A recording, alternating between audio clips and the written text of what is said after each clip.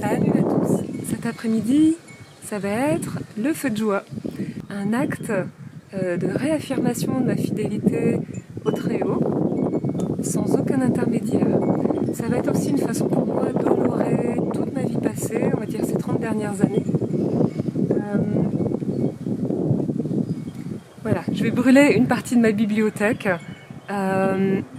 Non pas pour discriminer qui que ce soit, ou juger qui que ce soit, ou attaquer qui que ce soit. C'est simplement des doctrines dont je me rends compte aujourd'hui qui n'étaient pas pures, probablement infiltrées pour certaines, en tout cas influencées par des esprits impurs. Bon, tout ça c'est de la littérature spirituelle, entre guillemets spirituelle. Effectivement, il y a des choses mélangées. Je pense qu'il y a un ou deux livres qui pour moi sont des sources vraiment adverses. Et quand je dis adverse, dans ma conscience, c'est satanique, parce que Satan veut dire adversaire. Mais en tout cas, il y a pas mal de choses là-dedans. Maintenant, quand on étudie l'histoire et quand on étudie la racine des spiritualités, j'ai des kilos de livres, et encore là, ce n'est qu'une partie, puisque j'adore les livres, j'adore m'informer, j'adore chercher, j'adore pratiquer aussi, et parfois à mes dépens. Et j'apprends un petit peu à la dure. Mais maintenant, c'est bon. J'arrête de prendre des détours et je vais directement à la source des sources. Yahweh. Donc voilà, en son nom, il va se passer ça cet après-midi. Et peut-être on va voir ensemble, on va passer en revue quelques livres et pourquoi je les élimine de ma bibliothèque.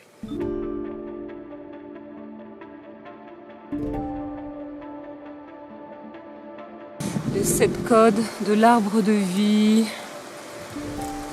On a ici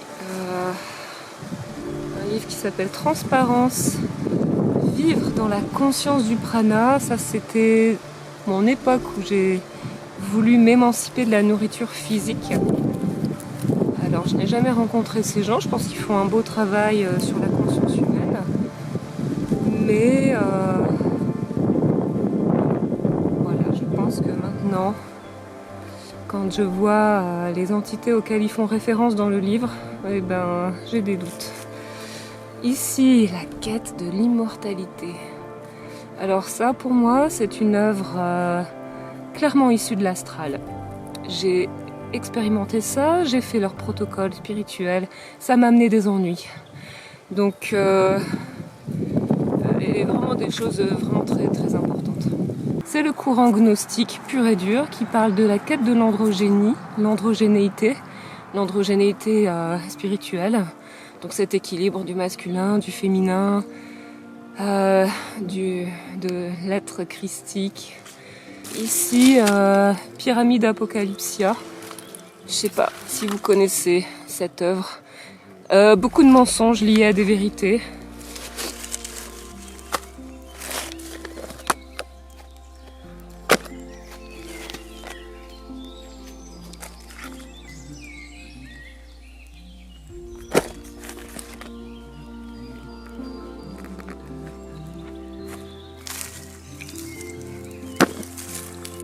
Ça, c'est le contactera. En fait, dans mon histoire, peut-être à l'âge de 11 ans, j'ai mon oncle qui m'a dit « Ah, toi, t'es une Atlante ». Et puis à partir de là, je me suis identifiée à ça. Je portais la bague de rat. Et j'étais fière d'être une Atlante réincarnée. J'ai pris cette identification à cœur, jusqu'à même dans mon nom de famille, en fait. C'est vraiment le courant New Age en fait, et on a ces principes de la fausse cosmologie mêlés aux extraterrestres, mêlés à des soi-disant vérités sur le peuple d'Orion, les Vénusiens. Donc c'est des gens qui rentrent en canalisation, je crois dans les années 60, et ils en ont fait tout un livre de chaque canalisation. Ils étaient en canalisation avec Ra. Alors quand on regarde l'histoire des choses, Ra, c'est vraiment l'adverse de Yahweh en fait. Et effectivement, à la fin du livre, dans l'index, on va avoir toutes les pages où il va parler de Yahweh. Et évidemment, Yahweh est une entité inférieure qui est venue rendre esclave l'humanité. Ça parle des commandements qui sont venus rendre esclave l'humanité. C'est instillé dans le livre à peu près tout du long, en fait.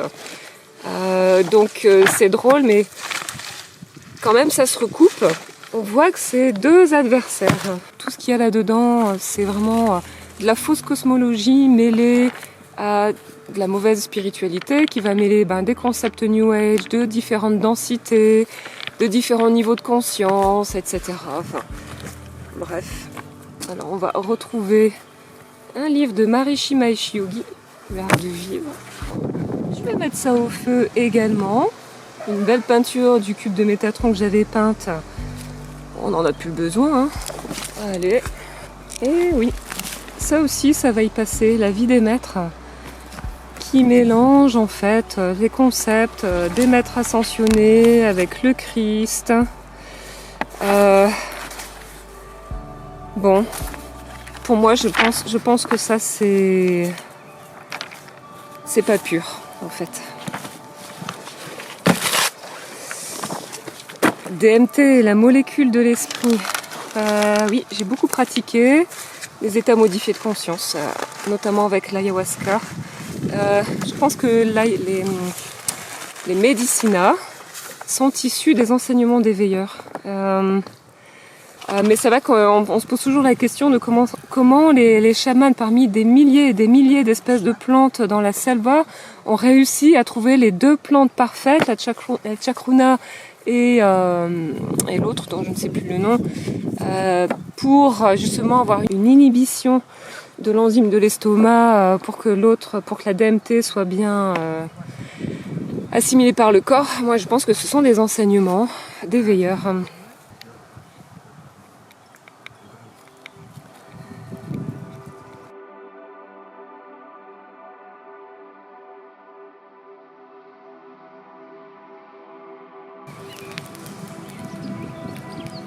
Un acte de témoignage, je dirais même un appel. Avec tout l'amour que je porte au collectif humain, et dans la révérence profonde que j'ai envers Yahweh, le seul vrai créateur, je me tiens ici comme témoin. Il est temps d'ouvrir les yeux, temps de regarder honnêtement dans nos vies. Où Babylone agit-elle encore? Dans quels gestes? Dans quels mots? Aussi subtilement que ce soit. Et pour pouvoir sortir de Babylone, encore faut-il pouvoir la reconnaître. Mais Babylone ne se présente pas toujours sous son vrai visage. Il faut apprendre à l'identifier dans nos habitudes, nos croyances, nos quêtes d'éveil. C'est pour cela qu'il est crucial de revenir aux Écritures, de chercher, de questionner, de remonter le fil de l'histoire et de voir quelles en sont les rémanences aujourd'hui. Comprendre qui était Nimrod, le chasseur rebelle devant Yahweh, Sémiramis, la grande prêtresse usurpatrice, Tammuz, l'enfant Dieu qui deviendra le modèle de tant de faux messies, ses contrefaçons spirituelles. Là c'est beau là. Là c'est beau là. Comprendre comment ces figures ont donné naissance à des cultes solaires déguisés en spiritualité.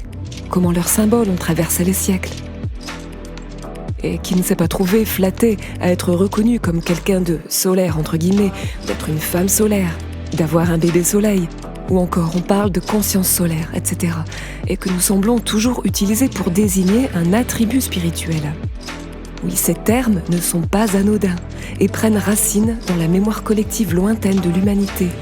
Aujourd'hui utilisés avec une conscience différente, mais c'en est les mémoires résiduelles. Votre rayonnement, vous l'avez par l'Esprit Saint en vous. Rien à voir avec le soleil. Soyons précis dans les mots que nous employons.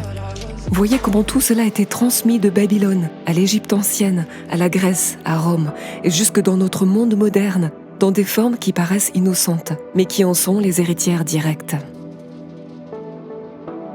Mais ça vient accompagner aussi la prière du milieu de semaine.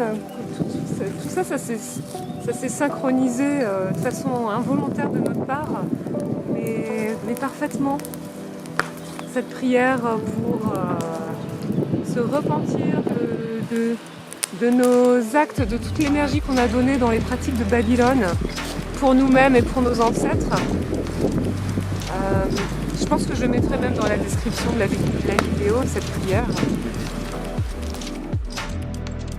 La repentance n'est pas un acte de culpabilité pesante ou de soumission aveugle. C'est un chemin de libération.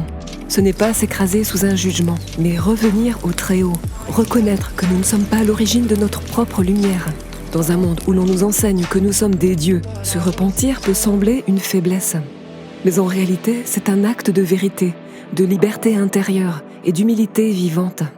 Ce n'est pas nier notre valeur, mais reconnaître que notre véritable identité, notre appel, notre puissance même, se trouve en lien avec celui qui nous a créés, et non en nous seuls.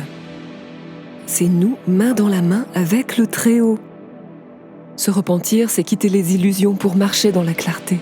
Se repentir, c'est lâcher les contreparties de Babylone pour nous aligner avec la volonté divine de notre Père. N'oublions pas ce qui s'est joué à Babel. Ce jour-là, les langues ont été confondues. Mais les pratiques corrompues, elles, se sont répandues aux quatre coins de la terre. Car lors de cette dispersion, 70 veilleurs, des entités célestes, ont été assignés aux nations, chacun chargé de guider un peuple. Mais beaucoup d'entre eux n'ont pas rempli leur mission selon la justice de Yahweh. Ils ont accepté l'adoration, introduit des cultes déviés et permis que s'installent des formes de spiritualité qui éloignent de la vérité et de ce qu'attend le Créateur de nous. C'est ainsi que des mysticismes, des arts occultes, des cultes solaires et lunaires, des connaissances interdites ont été semés à travers le monde. Des traditions qui séduisent, qui jouent sur nos sens mais ne rentrent pas dans le dessein divin pour l'humanité.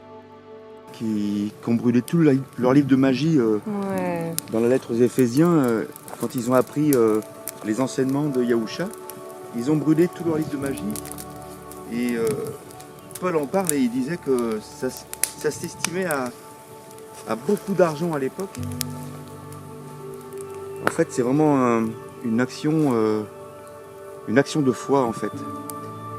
C'est une action de foi. Et c'est aussi brûler le passé quelque part de livres qu'on ne veut plus. Hein? C'est ça. Honorer le passé sans s'y attacher. Et préciser la direction intérieure. Voilà. Ça fait un moment pour moi que même avant d'en arriver là où j'en suis aujourd'hui, ça fait déjà bien 2 ans que je suis 2 ou 3 ans même que je suis dans un processus d'élagage intérieur. Élaguer. Vraiment d'avoir affaire à la source des sources, au créateur lui-même.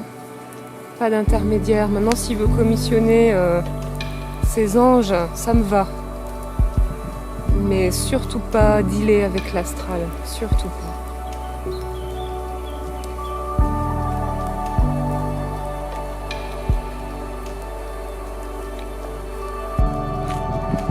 C'est dur, hein, Anne-Sophie, c'est dur, hein. Ouais. Et moi j'ai vu, t'as brûlé La vie des maîtres. Ouais, c'est et dur je l'ai ça. en livre de poche, mais il est dans les cartons. Ah oui. Alors, Je mettrai les regrets, je te le redonnerai.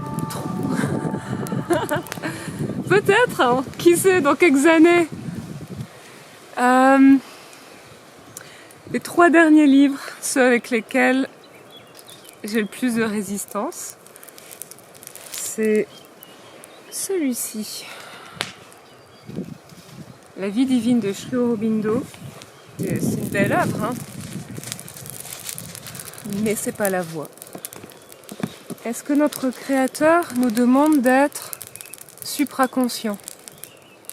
Je crois que c'est la fausse promesse qu'on nous miroite dans les spiritualités modernes d'aujourd'hui, déracinées de la véritable cosmologie, déracinées de la voie qui nous avait été enseignée par le Créateur d'amour, du ciel et de la terre, à travers, depuis Adam et Ève, à travers les prophètes, jusqu'à son Messie annoncé, Yahusha. Alors, dans le livre de Dispenza, évidemment, on retrouve le caducée, c'est Mercure, c'est les divinités cosmiques, donc sublunaires. Si vous avez écouté la vidéo publiée récemment. Et on retrouve toujours cette corrélation faite avec la glande. Bon, alors déjà là j'ai une page qui parle de l'électromagnétisme de la Terre boule. En fait, celui qui se penche vraiment sur la question, il ne peut plus adhérer à ça. Là où j'en suis aujourd'hui, c'est que je crois vraiment que ce n'est pas ce que notre Créateur nous demande, de devenir des êtres supraconscients, d'augmenter nos capacités psychospirituelles et de monter en 5e dimension. Plus pour moi. Je ne rentre plus là-dedans. Et un dernier dont j'ai rencontré l'auteur, j'ai rencontré les gens qui ont contribué à cette œuvre. J'honore complètement les vies qui ont été dévouées à cette œuvre, avec une petite flavor gnostique, toujours cette recherche du corps androgénique. Et ça ne fait plus sens pour moi.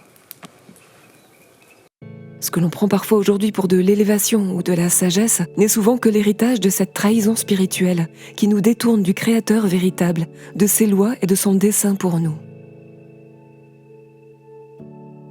À travers l'histoire, beaucoup de chemins spirituels ont émergé de détours et de rébellions face à la volonté du Très-Haut. Pourtant, au cœur de chaque peuple, chaque système spirituel, il y a une beauté, une richesse, une soif profonde de sens. Ce que je partage ici n'est pas une opposition, mais un choix. Le choix de répondre à l'appel du Très-Haut, Yahuwah, un appel à la vérité, à la vie, à la restauration. Suivre sa voie, c'est simplement marcher avec lui et quitter ce qui nous en éloigne. Toutes ces voies spirituelles, aussi fascinantes soient-elles, ne sont pas la voie. Yahusha, le fils de Yahuwah, nous a rappelé cette voie, celle qui nous a été offerte depuis la chute d'Adam et Hava, celle que Masha a reçue sous forme de commandement, non pas pour nous enfermer, mais pour nous protéger des esprits impurs, de l'astral, du malin rusé. Oui, ces spiritualités peuvent sembler lumineuses, mais attention à la fausse lumière. Lucifer ne vient pas en démon cornu, il vient sous forme de sagesse séduisante, de ressentis agréables, de vibrations élevées entre guillemets, qui gonflent notre ego spirituel. Ce sont des pièges. Gardons notre discernement, sortons des courants dominants, refusons de suivre le clan, le bruit du monde, les illusions du divertissement. Recentrons-nous sur notre Créateur, sur sa loi, sur son Fils. Car sans Yahuwah, sans Yahusha, nous ne pouvons rien. C'est là, seulement là, que se trouve la voie, la vérité et la vie. Jean 15, 5, « Je suis le cep, vous êtes les sarments. Celui qui demeure en moi et moi en lui porte beaucoup de fruits, car sans moi vous ne pouvez rien faire. » Jean 14, 6, « Je suis le chemin, la vérité et la vie. Nul ne vient au Père que par moi. » Jean 6, 63, « C'est l'esprit qui vivifie, la chair ne sert de rien. » Les paroles que je vous ai dites sont esprit et vie. Et Jean 5, 19, « Le Fils ne peut rien faire de lui-même, il ne fait que ce qu'il voit faire au Père. » Et la voie, quant à elle, est souvent décrite de cette façon. Étroite est la porte, resserrée est la voie qui mène à la vie, et peu nombreux sont ceux qui la trouvent. Matthieu 7, 14.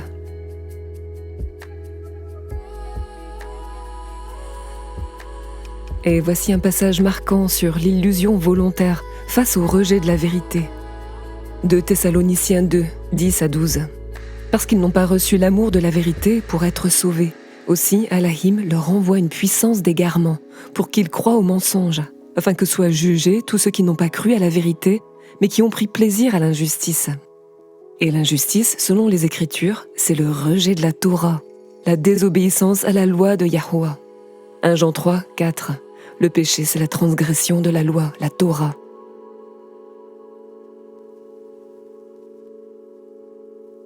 J'accueille chaque être dans ce qu'il est, au-delà des croyances ou des chemins empruntés. Je reconnais la sincérité de cœur que beaucoup mettent dans leur quête, et c'est cela que j'honore. Mais à mes yeux, nombre d'entre eux sont pris dans des systèmes d'influence invisibles, des égrégores puissants qui façonnent la pensée. Et les réseaux sociaux comme Facebook et autres, ça n'aide pas. Et cela ne change pas l'amour que je porte aux êtres, mais cela m'appelle à discerner ce qui nourrit la vérité et ce qui l'éloigne.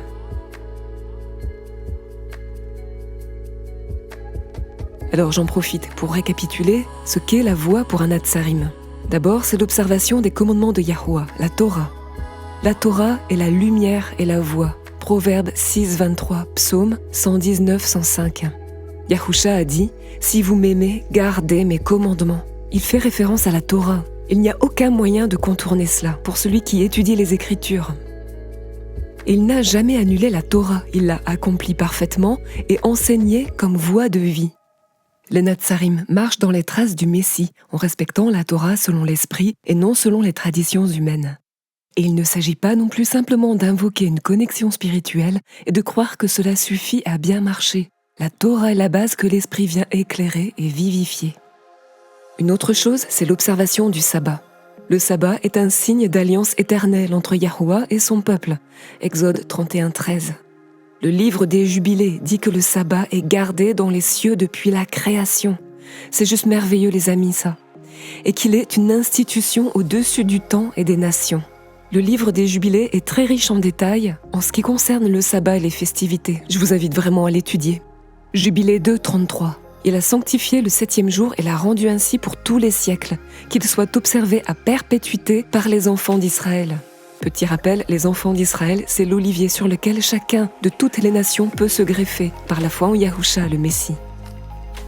Une autre chose, les Natsarim rejettent les traditions païennes mélangées au culte, comme Noël, la Pâque romaine, etc. Alors en français, le mot Pâques vient du latin Pascha, lui-même issu du grec Pascha, qui dérive de l'hébreu Péchar, signifiant passage. C'est plus évident avec le mot anglais Easter, mais il faut savoir que cette tradition avec les œufs qu'on va chercher dans le jardin, c'est directement en relation avec un ancien mythe où un œuf géant tombe du ciel dans l'Euphrate. Il est dit que l'œuf céleste éclot pour donner naissance à Ishtar, ou Inanna, ou Éostre. Pour célébrer ce miracle, on échangeait des œufs décorés comme symbole de vie et de renaissance, donc le lien est évident avec ce culte païen. Donc les Natsarim se séparent des voies de Babylone, des faux enseignements, des philosophies gnostiques et grecques. Ils cherchent la pureté de la foi, restaurée à la lumière de la Torah, éclairée par Yahusha. Être Natsarim, c'est garder la parole vivante de Yahuwah, marcher dans ses commandements. Matthieu 22, 36 à 40, Yahusha répond à un docteur de la Torah. « Maître, quel est le plus grand commandement de la Torah ?» Yahusha lui répondit « Tu aimeras Yahuwah ton Elohim de tout ton cœur, de toute ton âme et de toute ta pensée. Et c'est le premier et le plus grand commandement.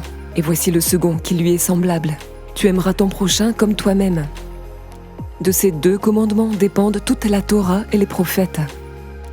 Donc en bref, la voie Natsarim, c'est d'observer les temps saints, les festivités de Yahuwah, d'honorer le sabbat, d'être séparé du système de ce monde et vivre en Yahusha, le Messie fidèle à la Torah, notre modèle parfait.